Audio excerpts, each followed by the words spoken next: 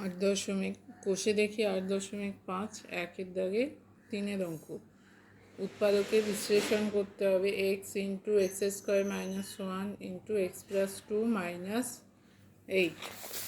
আচ্ছা, এটা ভাঙলে হবে এক্স স্কোয়ার মাইনাস 1কে ভাঙলে হচ্ছে x minus 1 into x plus 1 into x plus 2 minus 8।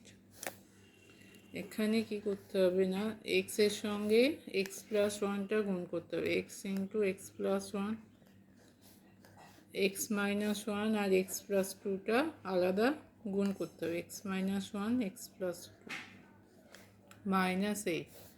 তাহলে এক্স দিয়ে গুণ করলে হবে x square plus x minus 1 আর এক্স প্লাস 2 গুণ করলে হবে, আমি এক্স দিয়ে যদি গুণ করি x square plus 2x, minus 1 দিয়ে গুণ করলে minus x minus 2, minus x minus 2 minus 8। তাহলে এখানে হচ্ছে x square plus x square 2x minus x কী হবে, x square plus x minus 2 minus 8। এখানে দেখা যাচ্ছে যে এক্স স্কোয়ার প্লাস এক্সটা সেম এসছে, তাহলে এইটাকে এ ধরতে হবে। ধরেই এক্স স্কোয়ার প্লাস এক্স সমান হচ্ছে এ, তাহলে এই রাশিটা কি হয়ে যাবে এ মাইনাস 2 মাইনাস 8।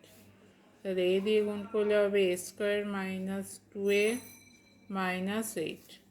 এবার এটাকে মিডল টার্মে করলে হবে a square minus 4a plus 2a minus 8।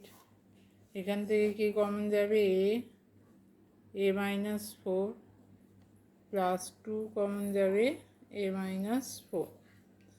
তাহলে এখানে থাকছে কি এ মাইনাস 4টা কমন গেলে এ মাইনাস 4 কমন গেলে থাকবে এ প্লাস 2। তাহলে এখানে হচ্ছে এ মাইনাস 4 এ প্লাস 2।